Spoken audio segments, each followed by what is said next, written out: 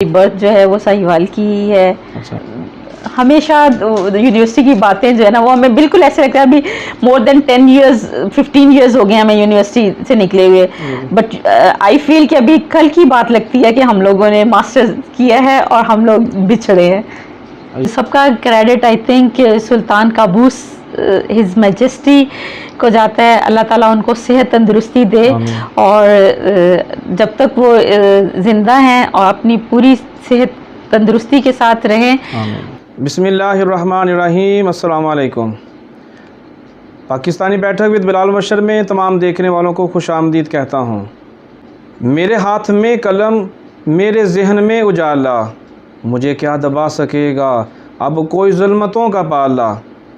तालीम ही वो नुस्ख़ा कीमिया है जो बंद दरीचों को खोलती है और इंसान को तारीकी से निकाल कर रोशनी अता करती है, ताकि इंसान इल्म के ज़रिए राह मुस्तकीम पर चल सके और अपने रब की अता करदा नेमतों से फ़ायदा उठा सके और उसका शुक्र अदा कर सके। कोई माशरा तालीम के बग़ैर कायम नहीं रह सकता और ना ही तरक्की के मनाज़िल तय कर सकता है। इंसान की तख्लीक से अब तक औरत व मर्द माशरे के अहम सतून हैं और माशरे को पुरअमन बनाने के लिए दोनों का रोल बहुत अहम है। किसी भी माशरे की तरक्की और उसके आला अखलाक की बका के लिए तालीम लाजमी है। इस्लामी शरीयत ने औरत को माशरे में इज़्ज़त का मकाम दिया है, जो औरतों को दीनी व दुनियावी तालीम के हसूल पर पूरा ज़ोर देती है। अरशाद नबी करीम सल्लल्लाहु अलैहि वसल्लम है, इल्म हासिल करना मर्द और औरत पर फ़र्ज़ है। इल्म हासिल करना हर इंसान का बुनियादी हक़ है, मगर एक औरत का तालीम हासिल करना सिर्फ़ उसी की ज़ात तक महदूद नहीं, बल्कि ये तो कई नस्लों को संवार देती है। माँ की गोद बेहतरीन दरसगाह है, लिहाजा एक तालीम याफ्ता माँ अपनी औलाद की बेहतरीन तरबियत कर सकती है और माशरे को अमन का गहवारा बना सकती है। बकौल नेपोलियन, बेहतरीन कौमें बेहतरीन माएँ ही बना सकती हैं। चनाचे हर दौर में मर्दों के शाना बशाना वतन अज़ीज़ में ऐसी बाकमाल ख़वातीन ने जन्म लिया है, जिन्होंने अतात गज़ार बेटी, वफ़ाशार बीवी और सरापा शफ़क़त बहन का किरदार निभाने के साथ साथ दुनिया में अपने इल्म व फ़ज़ल का डंका बजाया है। हमारी खुशकिस्मती है कि हमारी आज की मेहमान शख्सियत भी ना सिर्फ़ ख़ुद आला तालीम याफ्ता हैं, बल्कि उन्होंने केमिस्ट्री जैसे मुश्किल मज़मून के अंदर PhD कर रखी है और ओमान में इस मज़मून में PhD करने वाली पहली और वाहद पाकिस्तानी ख़ातून हैं और ख़ुद भी दर्स व तदरीस के शोबे से मुंसलिक हैं। आज हम उनसे जानेंगे उन्होंने इस मुश्किल मज़मून का इंतखाब क्यों किया, तालीम के हसूल में और उनको किन किन दुश्वारियों का और मुश्किलात का सामना करना पड़ा। तो आइए मिलते हैं आज की मेहमान शख्सियत मोहतरमा डॉक्टर सैयदा नहीद फुरकान अली साहबा से। अस्सलाम वालेकुम। वालेकुम अस्सलाम। क्या हाल चाल है? अल्हम्दुलिल्लाह। बहुत शुक्रिया डॉक्टर साहब, आपने हमें टाइम दिया ताकि हम अब बतौर ख़तून आपसे जान सकें कि आपने कैसे इतनी बड़ी डिग्री हासिल की, जो कि बहुत कम लोगों को हासिल होती है। पाकिस्तान पूरे में तकरीबन 8000 के करीब में है लोगों ने हासिल की है, उनमें से माशाल्लाह आप भी हैं। तो बहुत शुक्रिया आपका कि आपने हमें टाइम दिया। तो मैं इससे पहले कि मैं आगे बात को लेके चलूँ, तो मैं जानना चाहूँगा थोड़ा सा आपके पाकिस्तान के हवाले से कि पाकिस्तान आपका कहाँ से ताल्लुक़ है? जी, मेरा पंजाब से ताल्लुक़ है। बेसिकली मेरे पेरेंट्स जो हैं वो फैसलाबाद के हैं, लेकिन due to my father's job he was from long back shifted to Sahiwal. तो मेरी बर्थ जो है वो साहिवाल की ही है। अच्छा।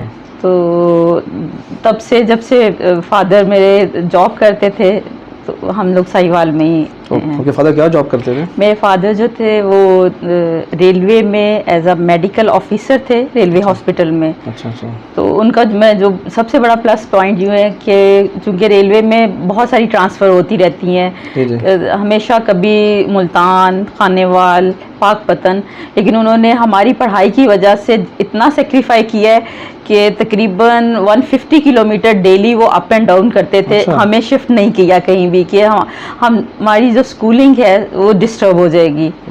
तो that is a big sacrifice and I should salute to my father. Allah ताला उनको जन्नतुल फिरदौस में जगह अता फरमाए। तो माशाल्लाह ये तो वालिदैन की कोशिश होती है, लेकिन उनकी बहुत बड़ी कुर्बानी है जो उन्होंने दी आपके लिए। तो थोड़ा स्कूल के हवाले से पूछूं तो कौन से स्कूल से आपने प्राइमरी फिर मैट्रिक तक तालीम हासिल की?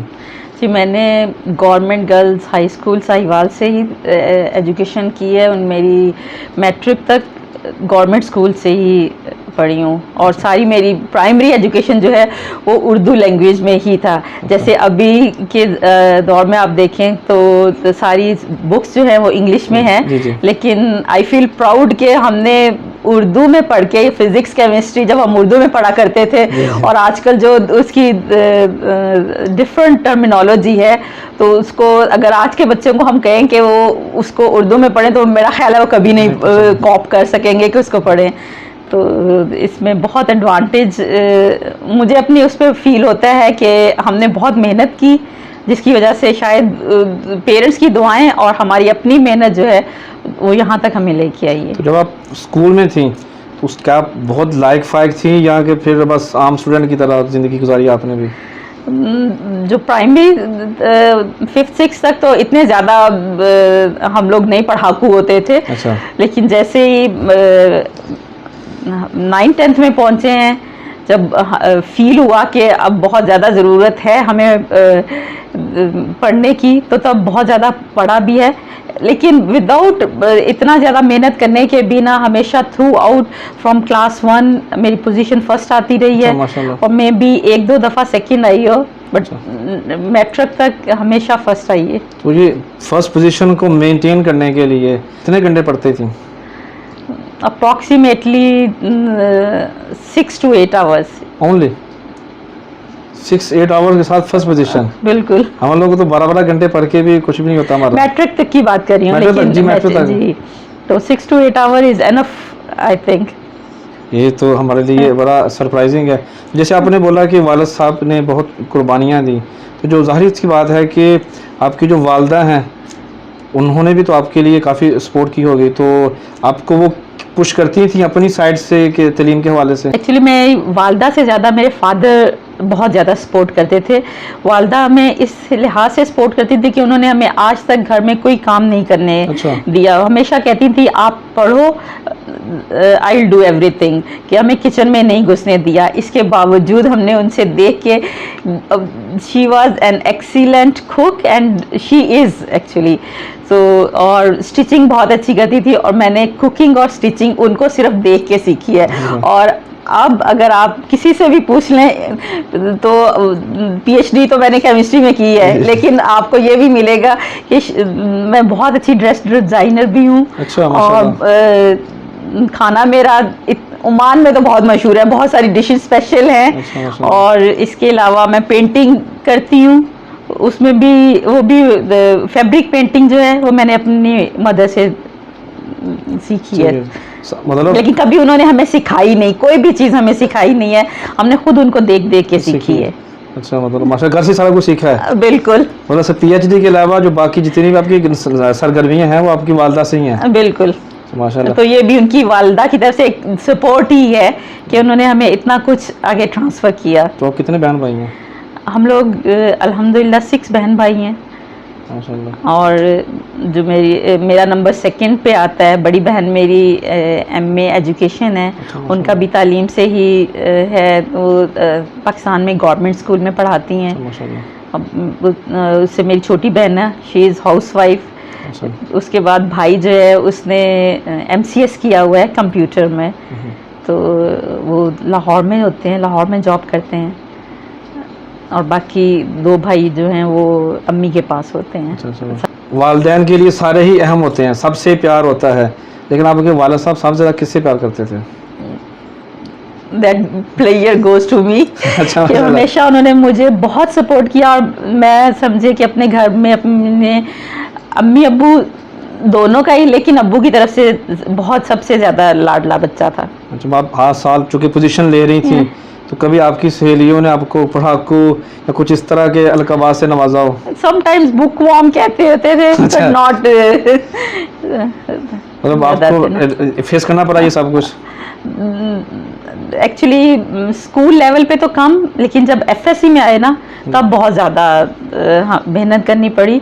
और मैंने अपनी पढ़ाई का आवर्स जो हैं वो 8 से 12 और 14 के दरमियान कर दिए थे। तो फिर दोस्तों सहेलियों का क्या बना? वो भी साथ साथ चलती रहती थी स्कूल कॉलेज में जो होता है। लेकिन इतना पढ़ने के बाद आप 14 आवर्स अब आप पढ़ेंगी, तो फिर अपने घर भी जाके दूसरे काम भी हैं, सोना भी है, तो फिर तो सहेलियों के लिए तो वक्त नहीं होता होगा आपके लिए। जो मे बी जो कॉलेज में टाइमिंग होता है, ब्रेक होती थी, उसी दौरान नहीं मुलाकात होती उनसे। अच्छा। और वो राब्ते होते थे। तो माशाल्लाह कभी आपके वालिदैन की तरफ से कभी आपको रोका गया हो कि आपने चले मैट्रिक कर लिया है, वो उनको डेली 150 किलोमीटर से आना जाना, तो उनको दुश्वारी होती होगी, कभी आपके दिल में आया या कभी वालिदैन आपको कहा कि आप मैट्रिक कर ली है अभी बस कर दो? नहीं, कभी भी उनकी तरफ से कभी भी नहीं, बल्कि हमेशा उन्होंने अप्रिशिएट किया है। अच्छा। कभी हम खुद डिसहार्ट हो जाते थे किसी वजह से, तो उन्होंने हमेशा हमारी हौसला अफजाई की है कि आपने बहुत पढ़ना है, बहुत आगे जाना है। तो कभी भी ऐसा नहीं हुआ कि उन्होंने हमें रोका। कभी स्कूल के दौर में सोचा आपने कि मैं पीएचडी करेंगी? स्कूल के दौर में तो कभी नहीं सोचा था। अच्छा, कौन से कॉलेज से तालीम हासिल की? साहिवाल में तब गर्ल्स कॉलेज एक ही होता था। अच्छा। तो गवर्नमेंट गर्ल्स कॉलेज, तो वहीं से मैंने एफएससी की, फिर बीएससी भी वहीं से की। लेकिन एमएससी के लिए मैंने मुल्तान बहाउद्दीन ज़िक्रिया यूनिवर्सिटी में भी अप्लाई किया और लाहौर पंजाब यूनिवर्सिटी में भी अप्लाई किया। पंजाब यूनिवर्सिटी में थोड़ा लेट सेशन स्टार्ट होता है, तो बहाउद्दीन ज़िक्रिया यूनिवर्सिटी से पहले एडमिशन हो गए थे, तो फिर मैंने वहीं कंटिन्यू रखना मुनासिब समझा कि हमारे 6 मंथ स्टडीज़ हो चुकी थी, तो इसलिए फिर मैंने बहाउद्दीन ज़िक्रिया यूनिवर्सिटी से ही मास्टर्स किया। तो मास्टर आपने किस सब्जेक्ट में किया फिर? केमिस्ट्री में। केमिस्ट्री में किया, तो उसके बाद आपने फिर बीएड भी किया? हाँ जी, बीएड मैंने थोड़ा डिले करके किया था, क्योंकि मैंने मास्टर्स में मुझे मेरी सेकंड पोजीशन आई थी यूनिवर्सिटी में। तो अभी हमारा रिज़ल्ट आए हुए एक ही दिन हुआ था, तो दूसरे दिन ही मुझे यूनिवर्सिटी से ऑफ़र आ गई थी टीचिंग की। अच्छा। तो मैंने सेकंड डे ही स्टार्ट कर लिया था वहीं पे पढ़ाना। अच्छा अच्छा। तो आपकी यूनिवर्सिटी दौर में, चूँकि यूनिवर्सिटी का जो लाइफ होती है वो टोटली डिफरेंट होती है, अगर आप स्कूल या कॉलेज से कंपेयर करें तो स्टेप बाय स्टेप प्राइमरी से जब आप जाते हैं 6 सेक्शन में, 6th क्लास में, 10th तक, फिर कॉलेज, फिर यूनिवर्सिटी पहुंचना हर किसी का ड्रीम होता है। वहाँ की लाइफ टोटली डिफरेंट है। आपका कैसा एक्सपीरियंस रहा आपकी सहेलियों के हवाले से और साथीज़ा के हवाले से? आई थिंक अगर पूरे एजुकेशन को देखा जाए ना, तो यूनिवर्सिटी दौर जो होता है वो आपका सबसे बेस्ट पार्ट ऑफ लाइफ होता है। कि आप बहुत सारी डिफरेंट शहरों से आई हुई लड़कियां होती हैं, फिर एकदम फ्रेंडशिप हो जाती है। और हमारा एक्चुअली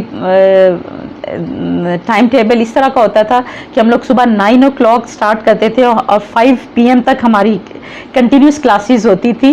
तो हम इतने एग्जॉस्ट हो चुके होते थे कि जो मुझे सबसे अच्छी मज़े की बात लगती है, हमारा ग्रुप एक ऐसा होता था कि हमने आते सारी लैब से हॉस्टल में आके अपने लैब कोट फेंकने, और यूनिवर्सिटी की बसेस शटल सर्विस चलती है तो हमने उस पर चढ़ जाना। तो जस्ट अपने आप को नॉर्मलाइज करने के लिए तो हम लोग बाहर निकल जाते होते थे, सिर्फ बस में बैठ के घूम के। वो एक स्टॉप होता था 9 नंबर, तो वहाँ तक बस जाती थी यूनिवर्सिटी की, तो हम वहाँ तक जाते, फिर उसी में बैठ के वापस आ जाते।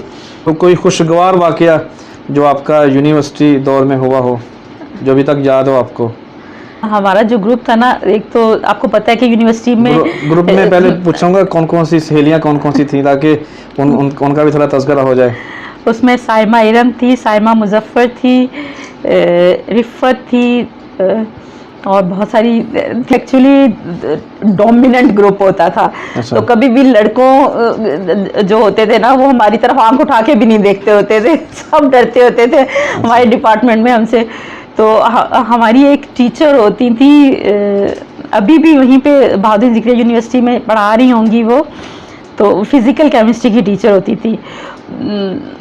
पता नहीं शायद अगर सुन रही हो तो कभी सुन रहे इंटरव्यू तो हम लोग एक्चुअली वो ना बहुत ज़्यादा नैरो माइंडेड होती थी। तो कभी भी उन्होंने हमें देख लेती थी ना कि लड़कों के साथ बैठ के बातें कर रहे होते हैं तो हमें तो वो बहुत हमें नेगेटिवली हमें पॉइंट आउट करती होती थी। तो हमारा ग्रुप जो था ना वो हमेशा उनको कुछ इस तरह के टास्क और तंग करता था ना तो कि वो बेचारी ना कुछ कह नहीं पाती होती थी। तो हम यूनिवर्सिटी में सबसे ज़्यादा जो हमने एंजॉय किया है वो उन टीचर को तंग करना। अच्छा, मतलब जैसे दूसरे स्टूडेंट होते हैं जो नालायक स्टूडेंट का तो ये काम रहता ही है, आपका भी था काबिल होने के बाद भी? हम भी ये नहीं कि हम काबिल होने के साथ शरारती नहीं थे। अच्छा। कि हम अपने डिपार्टमेंट में बहुत ज़्यादा शरारती भी मशहूर थे। अच्छा। और ये होता था कि हम लोग शाम में रिसर्च जब प्रोजेक्ट हमने स्टार्ट किया अपना रिसर्च के दौरान पूरी यूनिवर्सिटी खाली हो जाती थी तो हम लोगों का ग्रुप शाम में ही काम करते थे हम लोग। तो उसमें हम लोग तीसरी मंजिल से नीचे आवाज़ें लगाना एक दूसरे को बातें करना, क्योंकि उस दौरान तो सेल फोन नहीं होते थे इतने कॉमन। तो वो चीज़ें हमने बहुत इंजॉय की हैं और उस चीज़ को हम बहुत मिस करते हैं। हमारा पूरा ग्रुप जो है अभी भी हम लोग व्हाट्सएप पे सब अटैच हैं। तो हमेशा यूनिवर्सिटी की बातें जो है ना वो हमें बिल्कुल ऐसे लगता है अभी मोर देन 10 इयर्स 15 इयर्स हो गए हमें यूनिवर्सिटी से निकले हुए। बट आई फील कि अभी कल की बात लगती है कि हम लोगों ने मास्टर्स किया है और हम लोग बिछड़े हैं। तो अभी हमें मैं ज़रूर पूछना चाहूँगा कि आप ओमान में कब तशरीफ़ लाए? जी मैं 2001 में आई थी ओमान में। पाकिस्तान स्कूल के इंटरव्यू हुए थे लाहौर में, तो वहाँ मैंने अप्लाई किया तो मेरी सिलेक्शन हो गई थी और डायरेक्ट मेरी अपॉइंटमेंट जो है वो सोहार में हुई थी। अच्छा। उसके बाद फिर तकरीबन 1 ईयर मैंने वहाँ स्पेंड किया, फिर मुसन्ना में हो गई। उसके बाद एडवर्टाइजमेंट आई थी मिनिस्ट्री ऑफ मैन पावर्स के टेक्निकल कॉलेजेस हैं यहाँ पे, तो वहाँ मैंने अप्लाई किया तो अल्हम्दुलिल्लाह मेरी सिलेक्शन हो गई थी मिनिस्ट्री ऑफ मैन पावर के कॉलेजेस में और मुसन्ना टेक्निकल कॉलेज में। अप्रॉक्सीमेटली 9 ईयर मैंने वहाँ पढ़ाया है। और जब हमने स्टार्ट किया था वहाँ पे तो लेडीज़ बहुत कम थी मुसन्ना टेक्निकल कॉलेज में। अच्छा। तो साइंस डिपार्टमेंट में सिर्फ केमिस्ट्री में मैं थी और फिज़िक्स में एक डॉक्टर हैमा थी इंडियन, वो थी। बाकी जितने भी आईटी और बिजनेस डिपार्टमेंट में उसमें ज़्यादातर मेल ही थे। तो फीमेल कोई एक आध ओमानीस थी लेकिन ज़्यादा नहीं थे एक्सपेक्टिएट्स में से। अच्छा। तो हम लोग सिर्फ 2 लोग थे साइंस डिपार्टमेंट में, तो जहाँ से हमने अपनी कैरियर स्टार्ट किया मिनिस्ट्री ऑफ मैन पावर के कॉलेजेस में। फिर कब शादी हो गई? शादी 2008 में हुई हमारी। अच्छा, माशाल्लाह। ओमान में ही? फिर ओमान में। तो पाकिस्तान में शादी हुई लेकिन ओमान में वलीमा हुआ। ओमान वलीमा। अच्छा अच्छा। तो फिर ये अगर मैं देखूँ तो आपने पीएचडी और बीएड में बहुत लंबा गैप है, तो ये कब बीएड करने के बाद कब आपको ख्याल आया कि अभी आपको पीएचडी भी कर लेनी चाहिए? Actually, as I told you earlier that it was my father's dream कि मैं पीएचडी करूं। तो पीएचडी करने का मेरा जैसे ही मैंने मास्टर्स किया था तो तब से ही मेरे माइंड में था कि मैंने पीएचडी करनी है। लेकिन एक्चुअली पाकिस्तान में रिसोर्सेज नहीं है रिसर्च के। केमिस्ट्री आप रिसर्च के बगैर कर नहीं सकते। तो तब से ही मेरी कोशिश थी कि मैं कहीं ना कहीं अप्लाई करूं। मैंने बाहर भी डिफरेंट स्कॉलरशिप के लिए ट्राई किया लेकिन कोई इतना रीज़नेबल मुझे लगा नहीं। ओमान में जब मैंने मिनिस्ट्री ऑफ मैन पावर के कॉलेजेस में पढ़ा रही थी तो उसी दौरान मैंने सुल्तान काबूस यूनिवर्सिटी को विज़िट किया। वहाँ पे मुझे एक बहुत अच्छे प्रोफेसर डॉक्टर सईद अल शाफ़ी, उनका ताल्लुक़ इजिप्ट से है, उनसे मुलाकात हुई। तो उनके पास स्कॉलरशिप था टीआरसी का, तो उन्होंने ऑफ़र की कि अगर मैं ज्वाइन करना चाहूँ तो आप देखते हैं कि प्यासे को पानी चाहिए होता है। तो जब आप खुद से किसी चीज़ की तलाश कर रहे हो तो आपको मिल जाए तो आप इनकार किसी सूरत बनता नहीं है। तो मैंने फ़ौरन हाँ कर दी। फिर उसके लिए जो रिक्वायरमेंट थी वो मैंने पूरी की तो अल्हम्दुलिल्लाह फिर एडमिशन हो गया मेरा और स्कॉलरशिप के साथ मैंने पीएचडी की है। तो इसके साथ साथ जब जो घरेलू मामला थे उनमें कोई फ़र्क आया? नहीं, because I have excellent management power और स्किल, अच्छा। क्योंकि कभी भी किसी को शिकायत नहीं हुई। लेकिन इस दौरान मेरी बेटी ने थोड़ा सफ़र किया कि चूंकि मेरी लैब, आपको पता है केमिस्ट्री में एक्सपेरिमेंटल वर्क कितना होता है कि बाज़ औक़ात 9 आवर्स कंटिन्यूस आपको ऑब्जर्व करना पड़ता है। तो मैं काफ़ी मुसन्ना से मैं अप एंड डाउन कर रही थी यूनिवर्सिटी। अच्छा। शुरू में मैंने 2 साल मुसन्ना से किया है। तो मेरी बेटी किसी के यहाँ स्कूल के बाद चली जाती थी, तो बहुत ज़्यादा इसने उस मामले में सफ़र किया है कि मेरा इंतज़ार करती रहती थी। अदरवाइज़ मैं वापस जाके इसकी स्टडीज़ का भी ख्याल रखती, कुकिंग सब कुछ मैनेज कर लेती थी।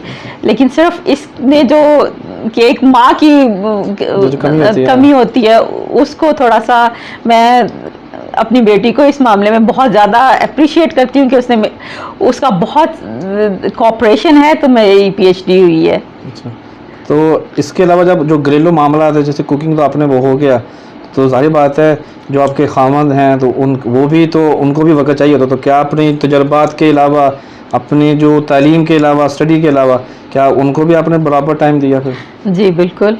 कभी उनको शिकायत का मौका नहीं मिला? कभी भी नहीं। क्योंकि शादी के बाद जो सबसे मुश्किल मरहला होता है ना, वो जाहिर सी बात है खामन को राज़ी रखना होता है, जिसमें उसकी ज़ाती ज़िंदगी से मुतल्लक़ भी चीज़ें हो सकती हैं, उसकी फैमिली से रिलेटेड भी चीज़ें होती हैं। तो कभी आपको उन्होंने ऐसा कभी हुआ कि आपको लगा हो कि मैं तालीम छोड़ देती हूँ ताकि मेरा खामन नाराज़ ना हो? नहीं, कभी ऐसा नहीं हुआ कि उन्होंने भी बहुत कोऑपरेट किया मेरे साथ। शायद अगर वो भी इतना कोऑपरेट ना करते तो मैं अपनी पीएचडी कंटिन्यू नहीं रख पाती। तो उनके पेरेंट्स, उन्होंने बहुत ज़्यादा कोऑपरेट किया है। I must say thanks to them. जी ज़रूर, बिल्कुल वो तो है, क्योंकि सारी पूरी फैमिली सपोर्ट करती है, तब जाके फिर कुछ होता है।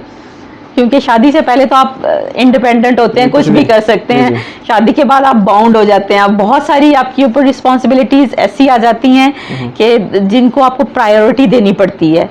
तो इसलिए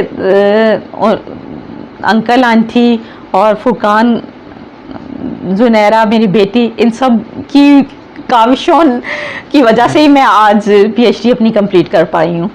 तो आप माशाल्लाह, चूँकि पीएचडी से पहले भी किसी मुल्कों में, कई मुल्कों में, चूँकि मैं जहाँ तक मैंने सुना है कि आप लेक्चर देने के लिए जाती रही हैं, तो ये पीएचडी से पहले जाती रही हैं या पीएचडी करने के बाद? पीएचडी के दौरान ही मैंने विज़िट की हैं, काफ़ी स्पेन गई हूँ, स्विट्ज़रलैंड, मलेशिया।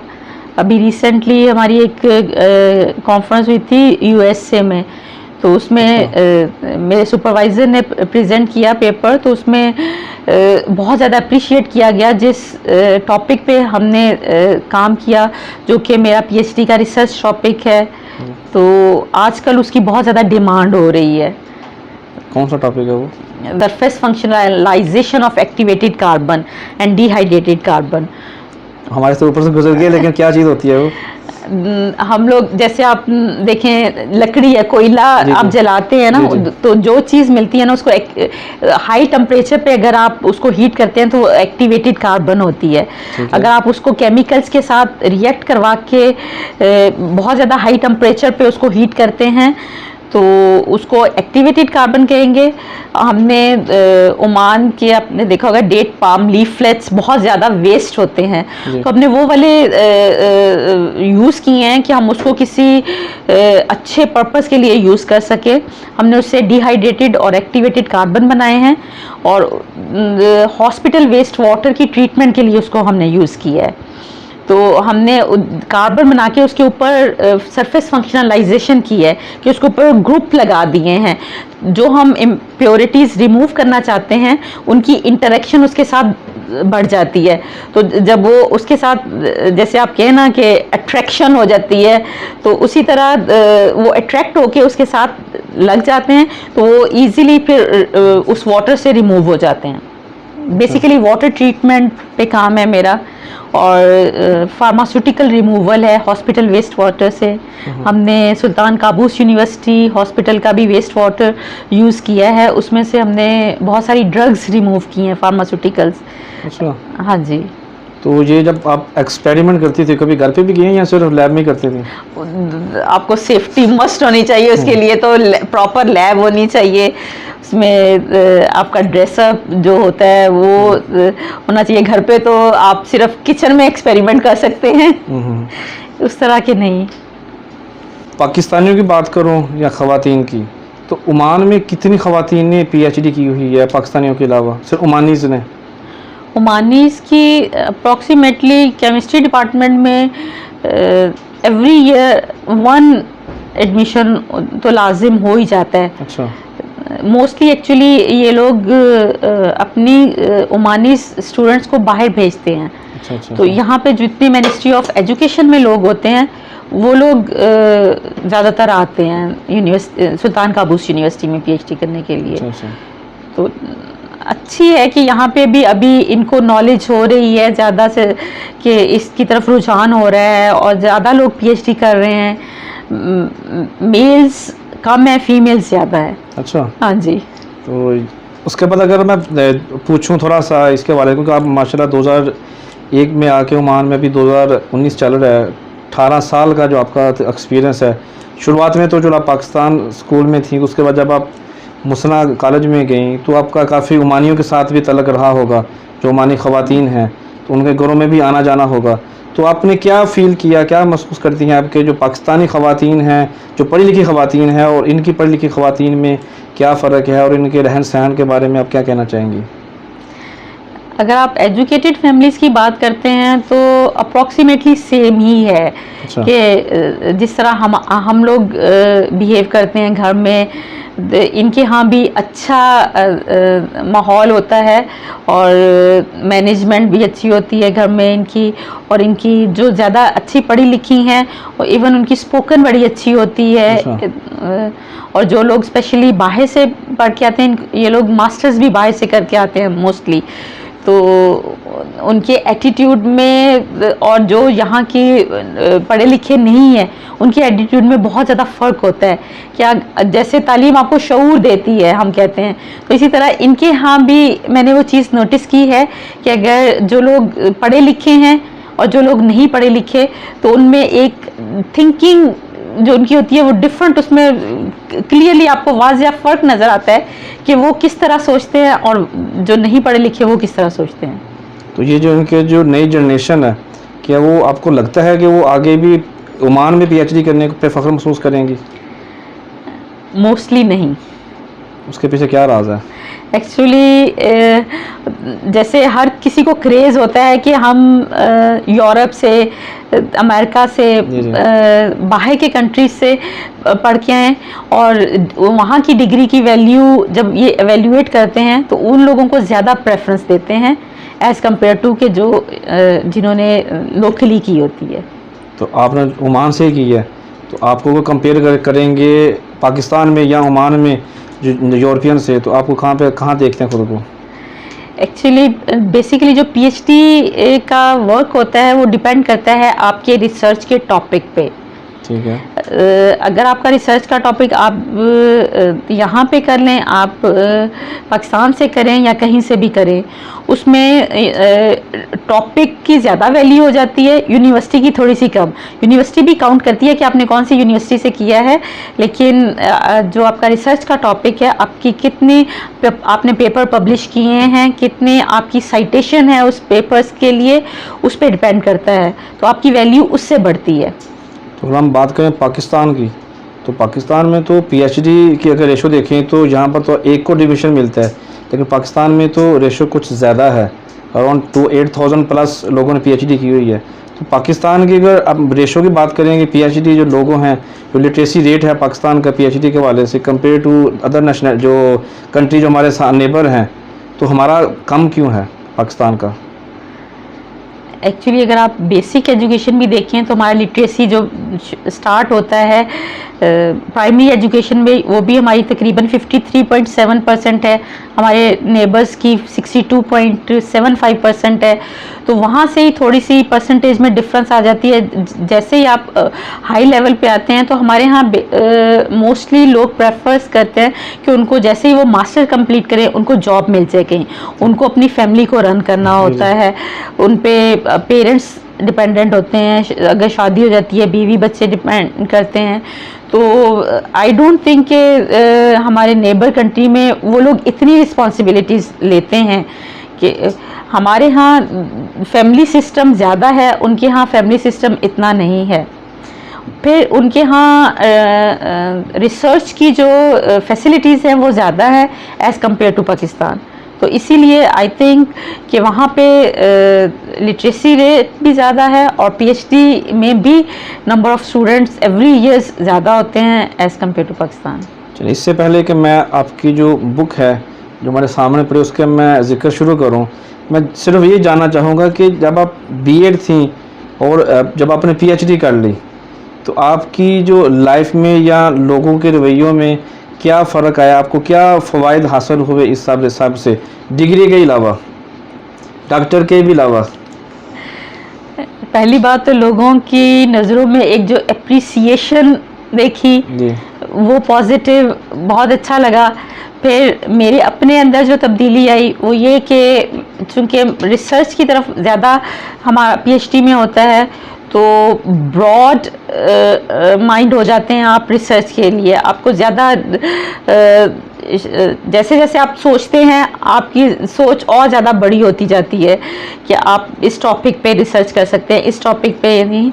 कि मैं कहूँगी कि मेरी रिसर्च की जो स्किल है उसमें इन्हांसमेंट आई है जो कि पहले नहीं थी, क्योंकि हम लोग लिमिटेड एक मास्टर्स लेवल में पाकिस्तान में स्पेशली बहुत रिसर्च की इतनी ज़्यादा फोकियत नहीं दी जाती। छोटा सा टॉपिक दे दिया जाता है, कोई भी छोटी सी चीज़ दी जाती है, उस पर काम कर लो आपकी रिसर्च होगी। अगर इवन ओमान के साथ मैं कंपेयर करूं, जो यहाँ से मास्टर्स करते हैं, जो पाकिस्तान से मास्टर्स करते हैं, उनकी जो रिसर्च है वो बहुत ज़्यादा, इवन बीएससी की लेवल की भी नहीं वहाँ पे करवाते जो मास्टर्स में करवाते हैं। अच्छा। तो यहाँ पे इनके पास टेक्नोलॉजी बहुत ज़्यादा है, इंस्ट्रूमेंट बहुत ज़्यादा हैं, लेटेस्ट इंस्ट्रूमेंट है। मैंने माइक्रो HPLC यूज़ की अपनी रिसर्च में, जो कि पाकिस्तान में बहुत कम यूनिवर्सिटीज़ में अवेलेबल होगी। तो यहाँ पे फ्री हैंड है, आपको पूरी मशीन आपके अंदर है, आप जब मर्ज़ी काम करें, जैसे मर्ज़ी करें। तो ये जो आप पीएचडी करने के से पहले और करने के बाद आपको क्या लगता है कि जो सहूलियत आपको मिली, जैसे आपने अभी बोला कि पाकिस्तान में ये चीज़ें नहीं, ओमान में मिल रही हैं, तो आपकी ये सारी सहूलियत क्रेडिट किन को देती हैं? As we are in Oman और सुल्तान काबूस यूनिवर्सिटी से, तो सबका credit I think Sultan Qaboos His Majesty को जाता है। अल्लाह ताला उनको सेहत तंदुरुस्ती दे और जब तक वो ज़िंदा हैं और अपनी पूरी सेहत तंदुरुस्ती के साथ रहें, तो यूनिवर्सिटी में जितनी भी फैसिलिटीज़ हैं हमने अवेल की। I think credit goes to him only. आप 2001 में आई थी और अभी आप देखती हैं उस वक़्त के और इस वक़्त में कितनी इम्प्रूवमेंट आपने देखी, जहाँ पर सुल्तान काबूस बिन सईद अल-मुअज़्ज़म ने तलीम के हवाले से या दूसरे स्ट्रक्चर के हवाले से कितना काम किया है? अगर हम कंपेयर करते हैं 2001 और आज के दौर में, तो बहुत ज़्यादा फैसिलिटीज़ दी है सुल्तान काबूस साहब ने अपने स्टूडेंट्स के लिए। ख़ास तौर पे वो फैमिलीज़ जो कि गरीब हैं उनको स्कॉलरशिप देते हैं, और जो अच्छे बच्चे हैं जिनकी CGPA बहुत हाई होते हैं उनको बाहर स्कॉलरशिप के लिए PhD करने के लिए भेजते हैं, मास्टर्स करने के लिए भेजते हैं।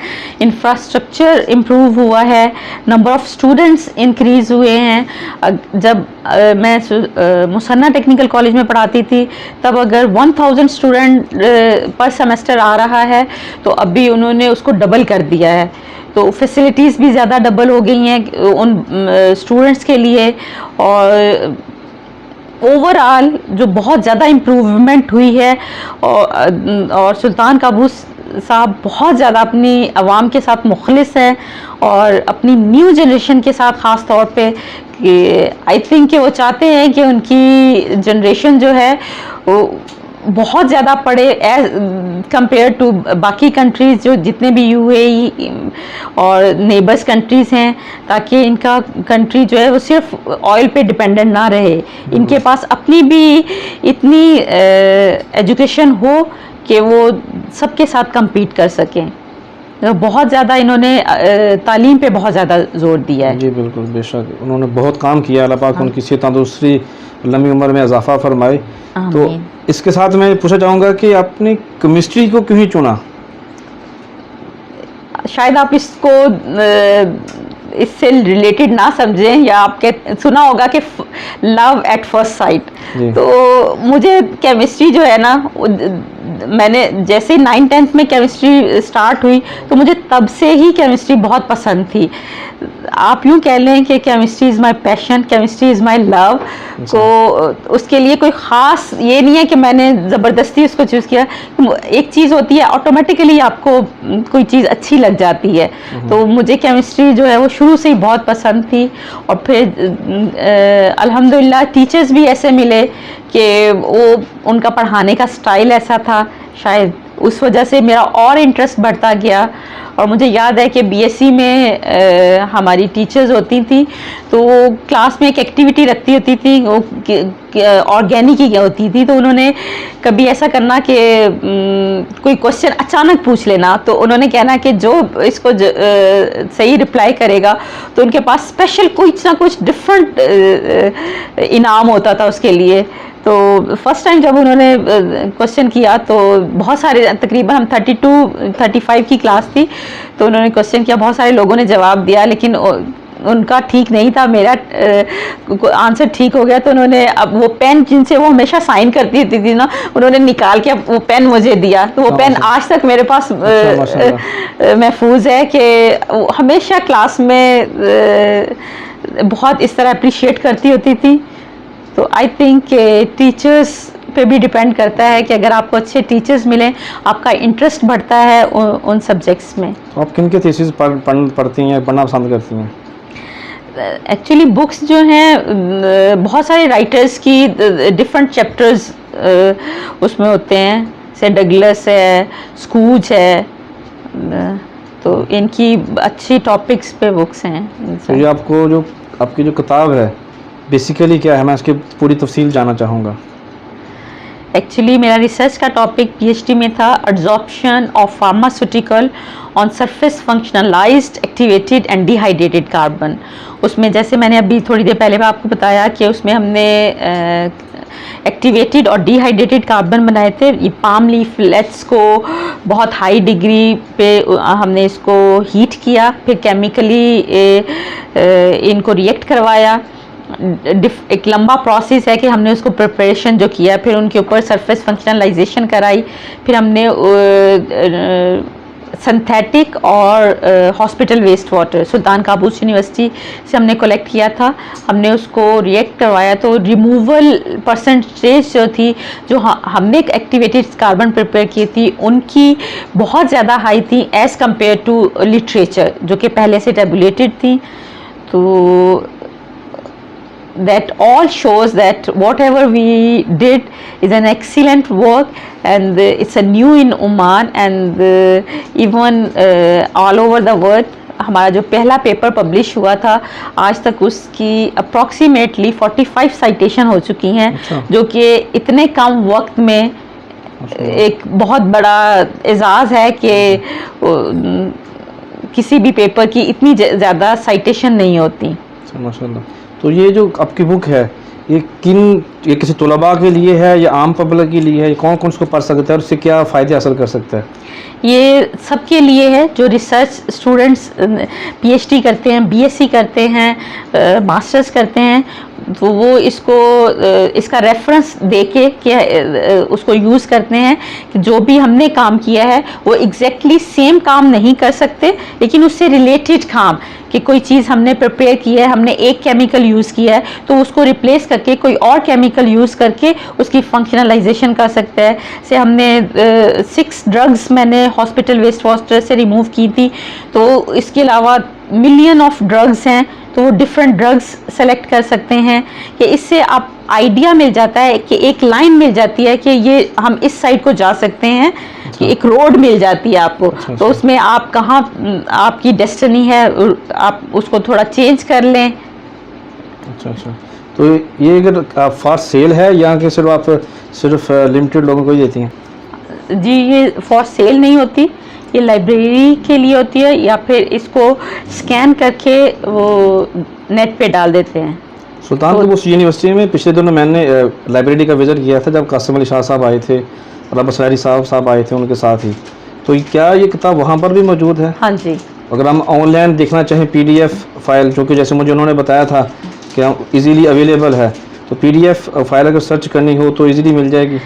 उसके लिए ये है कि 3-4 इयर्स का टाइम देते हैं ये। अच्छा। क्योंकि हमने जितना भी इसमें काम किया है, अगर हमें उसे पब्लिश करना है अपने नाम से। अच्छा। अगर हम इसी तरह PDF में फॉरेन नेट पे चढ़ा देंगे तो कोई भी इससे पेपर पब्लिश करके अपने नाम से पेपर पब्लिश कर सकता है। तो इसलिए सुल्तान काबूस यूनिवर्सिटी, सब यूनिवर्सिटीज़ में ये रूल होता है कि वो अपने स्टूडेंट्स को कुछ टाइम देते हैं, लाइक 3 to 4 years, कि उस दौरान आप अपना पूरा काम जितना आपने किया है वो पब्लिश कर लें, उसके बाद फिर वो PDF फाइल में आपको नेट पे चढ़ा देते हैं। मतलब ये किताब पढ़ने के लिए आपको लाइब्रेरी में ही जाना पड़ेगा? हाँ। मैं 2018 में वापस जाना चाहता हूँ, दिल कर रहा है मेरा जाने को। एक ऐसा लम्हा जब हज़ारों की तादाद में लोग बैठे हुए हैं और ऐलान होता है आपके नाम का कि सईदा नहीद फुरकान अली ने PhD की डिग्री हासिल कर ली है। वो लम्हा जब आप याद करती हैं, जो उस लम्हे में आपकी क्या फीलिंग्स थी? आप ये क्रेडिट किस किस को देना चाहेंगी? उसका क्रेडिट सबसे पहले तो मैं अपने वालिद साहब को देती हूँ, अल्लाह ताला उनको जन्नत नसीब करे। उसके बाद अपनी वालदा को, और अपने हस्बैंड सैयद फुरकान अली शाह, और अपनी बेटी सईदा जुनैरा फ़ातिमा को, और अपने तमाम फैमिली मेम्बर्स को, अपने बहन भाइयों को, अपने इन लॉज को। इन सब की काविशों की वजह से मुझे ये सब कुछ हासिल हुआ है, और इनकी दुआओं की वजह से। और वो लम्हा शायद वर्ड्स में एक्सप्लेन नहीं कर सकते आप, वो सिर्फ एक फीलिंग होती है कि जब आपने बहुत अरसे किसी चीज़ का ख्वाब देखा हो और वो एकदम ख्वाब पूरा हो गया हो आपका। I don't have words to explain, कि मैं उस लम्हे को वर्ड्स में एक्सप्लेन नहीं कर सकती। It's a feeling only. जब ख्वाब की तबीर हो रही थी, जब आप स्टेज पर जा रही थी, मैं उसी लम्हे में वापस जाना चाहूँगा कि आपकी भी टांगें काँप रही थी, ज़ुबान लड़खड़ा रही थी, या आपकी उस वक्त क्या हालत थी जिस्मानी तौर पर? Actually I was feeling proud कि मैंने वो लम्हा पा लिया है जिसको मैंने बहुत अरसों से सोचा। तो जिस्मानी तौर पे आई वॉज रिलैक्स्ड कि आज जैसे आप एक खुशी का लम्हा वो था कि जैसे मैंने कहा कि वर्ड्स में एक्सप्लेन करने वाला नहीं है, बट ये नहीं था कि टांगें काँप रही हैं, वही नहीं, सिर्फ शायद इंसान अपने हवास में ही नहीं होता, वो खुद उसे याद ही नहीं होता कि वो है भी, कि वो जैसे उड़ के जा रहा होता है कि उसकी तरफ, स्टेज की तरफ। ये सनद हासिल करने के लिए ज़िंदगी गुजर जाती है, आपने भी बड़ा अरसा लगा लिया है। डिग्री हासिल करने के बाद अभी आप खुद को रिलैक्स फील करती हैं या अभी और कोई मंजिल है? नहीं, बहुत मंजिलें अभी बाकी हैं। मुझे अभी पोस्ट डॉक करना है। अच्छा। तो अल्लाह करे कि यहीं पे कहीं कुछ ऑफ़र आ जाए, अदरवाइज़ बाहर किसी कंट्रीज़ में ट्राई करूँगी। अच्छा। क्योंकि तालीम कभी रुकती नहीं है, महद से लेकर लाहद तक, जैसे मेरे नबी ने कहा सल्लल्लाहु अलैहि वसल्लम। तो इसी तरह मेरा भी यही ख्वाब है कि मैं हर रोज़ कुछ ना कुछ नया सीखूं, कोई नया काम करूं। तो अभी मंजिलें और भी हैं। आखिर में मैं आपसे 2 मिनट 15 सवाल, जो हमारा जो सेगमेंट है, जो इफ्तिखार अहमद साहब की तरफ से होता है, वो मैं भी करने वाला हूँ आपसे। तो आप तैयार रहिएगा, आपसे 15 सवाल करूँगा, आपने मुझे उसके जवाब देने हैं जी। तो जी मोहतरमा डॉक्टर सईदा नाहिद फुरकान साहबा, आपका पसंदीदा खेल कौन सा है? बैडमिंटन। मेरा भी पसंदीदा यही है। स्कूल में पसंदीदा उस्तानी का नाम? मिस ज़ेब। खाने में क्या पसंद है आपको? Biryani and butter chicken. कुछ सुनने का मूड हो तो किसको सुनना पसंद करती हैं? All folk music. Folk music में किस किस को सुनती हैं, कौन से सिंगर? जो भी उस वक्त पॉपुलर हो, बहुत सारे आते रहते हैं, अच्छा। चेंज होते रहते हैं। तो बहन भाइयों में सबसे ज़्यादा किससे प्यार करती हैं? अपने सबसे छोटे भाई क्या नाम है उनका? सगीर अहमद। शायरी कौन सी पसंद है आपको? परवीन शाकिर। आपको ज़्यादा कौन सी क्लास में मज़ा आया? University life. कौन से सेमेस्टर में? पार्ट 2 में। बचपन की बेहतरीन सहेली कौन सी है आपकी? My sister Bushra. अपने वालिद के अलावा अपनी कामयाबी का सहारा किसको देती हैं? अपनी वालदा, अपने शौहर और अपनी बेटी को। नहीं, किसी एक वालिद साहब के अलावा। अपनी वालदा। कौन सी ख्वाहिश अभी बाकी है? रिसर्च करना चाहती हूँ बहुत सारे टॉपिक्स पे, डिफरेंट टॉपिक्स पे। सबसे प्यारी शागिर्द कौन सी है? बहुत सारे शागिर्द हैं, लेकिन उनमें जो सबसे ज़्यादा है वो जुनैरा है। जुनैरा शागिर्द है? बेटी? बेटी भी है, शागिर्द भी है। अच्छा। क्योंकि ये मेरे से ही पढ़ती है और किसी से नहीं पढ़ती। अच्छा अच्छा। तो किस किताब को बार बार पढ़ने को दिल करता है? कौन सी किताब की बात कर रहे हैं आप? कोई भी किताब? मैं किताबें नहीं पढ़ती। अच्छा। टाइम ही नहीं होता। नहीं तो कुछ तो पढ़ती होंगी ना आप? मैं कुरान पाक पढ़ती हूँ जब टाइम मिल जाए तो। अच्छा चलें, वो ठीक है। अगर कभी बाप के मजाजी खुदा रूठ जाएं तो कैसे मनाती हैं? अच्छा सा खाना बना लो। अच्छा। मान जाते हैं। वाह, ये तो बड़ा अच्छा नुस्खा दिया आपने। आपकी ज़ात की वो बात है जिससे आपको नफ़रत है? आई डोंट थिंक कोई ऐसी बात है। बहुत सारे ममालिक में आप लेक्चर दे चुकी हैं, सबसे ज़्यादा विज़िट करने का मज़ा आपको किस मुल्क में आया? स्विट्ज़रलैंड। माशाल्लाह, बहुत शुक्रिया जी। आपने तमाम सवालों का जवाब बहुत ही जल्दी दे दिया और आई थिंक 2 मिनट भी नहीं पूरे हुए, तमाम सवाल मुकम्मल हो चुके हैं। तो जाते वक्त एक पैगाम जो तलबा हैं, जो तालबात हैं, जो केमिस्ट्री या फिज़िक्स या बायोलॉजी पढ़ रहे हैं, उनके लिए पढ़ने की ख्वाहिश रखते हैं, कौन सी ऐसी बात पे अमल करें कि वो भी आपकी तरह एक दिन PhD होल्डर बन सकते हैं? एक्चुअली आजकल के बच्चे जो हैं वो रटलाइजेशन के पीछे भाग रहे हैं। अगर वो इस चीज़ को छोड़ दें, किसी भी चीज़ को, उसका कॉन्सेप्ट क्लियर करें। आप जब किसी चीज़ को पढ़ते हैं तो उसको किसी चीज़ से रिलेट करके पढ़ें। ये नहीं कि आप सिर्फ उसको पढ़ते जाएं। जब आप किसी चीज़ को पढ़ते हैं उसको अपने ब्रेन में इमेजिन करें कि आप वो चीज़ लाइव देख रहे हैं, जो भी आप पढ़ रहे हैं। तो ऐसा अगर आप करेंगे तो आप उस चीज़ को कभी भी नहीं भूलेंगे। हमेशा एग्ज़ाम चाहे 1 मंथ के बाद हो, 1 साल के बाद हो, अगर आपने उसको समझ के पढ़ा है, आपका कॉन्सेप्ट क्लियर हो गया है, तो आप कभी भी आंसर कर सकते हैं उस टॉपिक पे। बहुत शुक्रिया जी। बहुत कुछ हमें आज आपसे मिलकर जानने का मौका मिला। तालीम के हवाले से, आपके वालिदैन की जो सेक्रीफाइस थे जिन्होंने किए, उसके हवाले से, ओमान के हवाले से, तालीम के हवाले से, आपकी ज़ाती ज़िंदगी के हवाले से, हमारे जो नाज़रीन हैं उनके लिए भी बहुत अच्छी बात होगी। वो सीखने के लिए बहुत सारी चीज़ें हैं। ख़ास तौर पर आपका एक बतौर पाकिस्तानी केमिस्ट्री में PhD करना ओमान सुल्तान कबूस यूनिवर्सिटी से हम सब के लिए बड़ा एज़ाज़ है।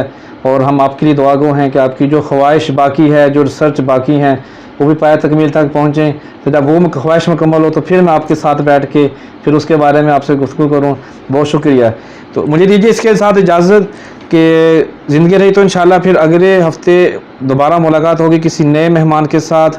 पाकिस्तान जिंदाबाद, पाकमान दोस्ती पाइंदाबाद।